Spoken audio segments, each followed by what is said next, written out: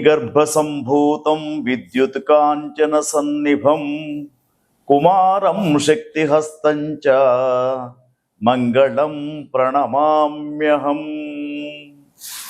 చూస్తున్నటువంటి ప్రేక్షకులకు జూన్ 5వ తేదీ నుండి జూలై 26వ తేదీ వరకు సుమారుగా 45 రోజులు కర్కాటక రాశి నుండి సింహరాశిలోకి మార్పు చెందుతున్నటువంటి కుజగ్రహం యొక్క సంచారం ఏ విధంగా ఉండబోతుందో తెలుసుకుందాం. అయితే ఈ యొక్క కుజగ్రహ లక్షణాలు ఏమిటంటే, ముఖ్యంగా ఈ కుజుడు నవగ్రహాలలో చాలా శక్తివంతమైనటువంటి గ్రహంగా చెప్పబడుతూ ఉంటాడు. అయితే ఈ యొక్క కుజుడు ఏ విధంగానైతే కార్య విఘ్నం చేస్తాడో, శత్రు వృద్ధి చేస్తాడో, అనారోగ్యానికి గురి కావడం అనే విషయాలలో కుజగ్రహం యొక్క పాత్ర ఎక్కువగా ఉంటుందని చెప్పేసి, అయితే ఈ యొక్క కుజగ్రహం అగ్నితత్వాన్ని పోలి ఉంటాడు. తర్వాత ముఖ్యంగా కుజగ్రహము ఎక్కువ శాతము ఎరుపు, సింధూర వర్ణము వీటికి సంబంధించినటువంటి ధరించినప్పుడు కుజగ్రహము చాలా సంతోషపడుతూ ఉంటాడు. తర్వాత కుజగ్రహం యొక్క అనుకూల్యత లేనప్పుడు ముఖ్యంగా చంద్రేగ అనే సమిధలతో హవనం చేయడం, తర్వాత సుబ్రహ్మణ్య స్వామి పూజను చేయడం, కుమారస్వామి యొక్క పూజను చేయడం అనేది కుజగ్రహానికి అనుకూలంగా చెప్పబడుతూ ఉంటుంది. తర్వాత కుజగ్రహం ముఖ్యంగా ఈ కుజగ్రహానికి మిత్రగ్రహాలు ఏవైతే ఉన్నాయో వాటిని గమనించినప్పుడు గురువర్గ గ్రహాలైనటువంటి శుక్ర, రాహు, శని, బుధుడు వీటికి మిత్రగ్రహాలు. తర్వాత శత్రుగ్రహాలలో చూసినప్పుడు శనివర్గ గ్రహాలు ఏవైతే ఉన్నాయో శుక్ర, రాహు, తర్వాత శని, బుధులు ఈ కుజగ్రహానికి శత్రు గ్రహాలుగా ఉంటూ ఉంటారు.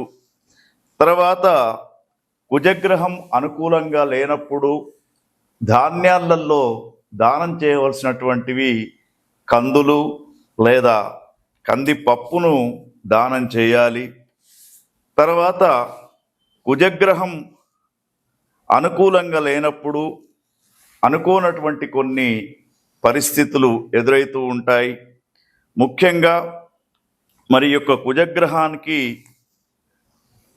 ఎక్కువ శాతం కుజగ్రహం యొక్క జపాన్ని చేయించాలనుకున్నప్పుడు 7000 సంఖ్యతో కుజగ్రహం యొక్క జపాన్ని చేయిస్తే కుజగ్రహం యొక్క అనుకూల్యత అనేది ఉంటూ ఉంటుంది.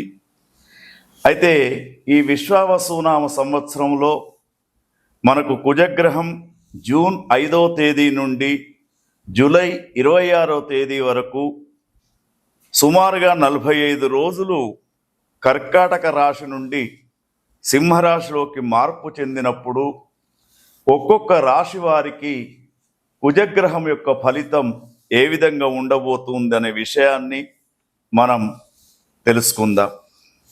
మరి మొట్టమొదటి రాశి అయినటువంటి మేషరాశి, ఈ మేషరాశి జాతకులను గమనించినప్పుడు కుజగ్రహము ఏ విధంగా ఉందో తెలుసుకుందాం.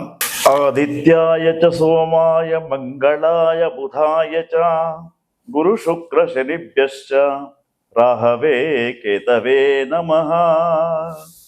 చూస్తున్నటువంటి ప్రేక్షకులకు స్వాగతాన్ని తెలియజేస్తూ ఉన్నాం.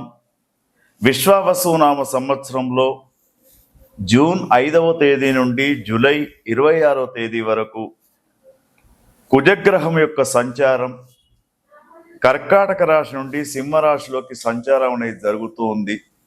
ఈ సంచారం జరిగేటప్పుడు వివిధ రాశులకు ఉన్నటువంటి స్థితి ఏ విధంగా ఉంది అనే విషయాన్ని మనం గమనించినప్పుడు 9వ రాశి అయినటువంటి ధనుస్సు రాశి వారికి 9వ స్థానంలో కుజగ్రహం యొక్క సంచారం 45 రోజులు జరుగుతూ ఉంటుంది.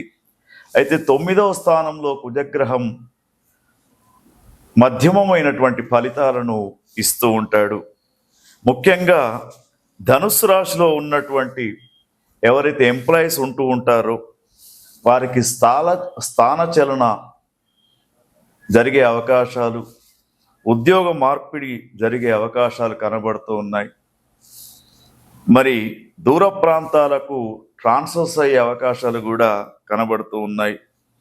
కొంత సమస్య ఏర్పడే అవకాశం కూడా కనబడుతూ ఉంటుంది. మీ పైన ఉన్నటువంటి అధికారులు మీ పైన కొంత దురుసు స్వభావంతో ప్రవర్తిస్తూ ఉంటారు.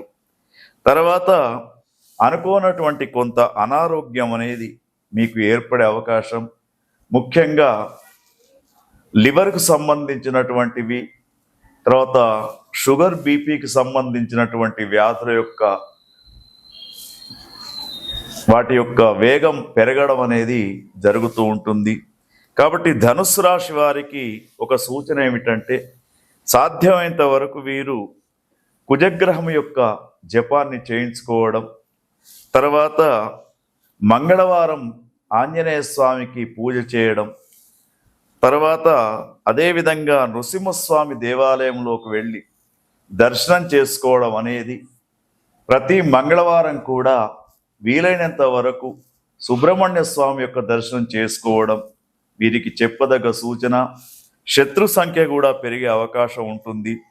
కాబట్టి మాట పట్టింపులతోటి కొంత దూరమయ్యే అవకాశం కనబడుతూ ఉంది. కాబట్టి మీరు కొంత జాగ్రత్తగా ఉండాలి. ఎందుకంటే రుణాలు చేసే అవకాశం కూడా కనబడుతూ ఉంది. మరి అన్ని విషయాలలో జాగ్రత్తగా ఈ 45 రోజులు ఉంటే మీకు ముఖ్యంగా నృసింహస్వామి యొక్క ఆరాధన చాలా శ్రేష్టంగా చెప్పబడుతూ ఉంది.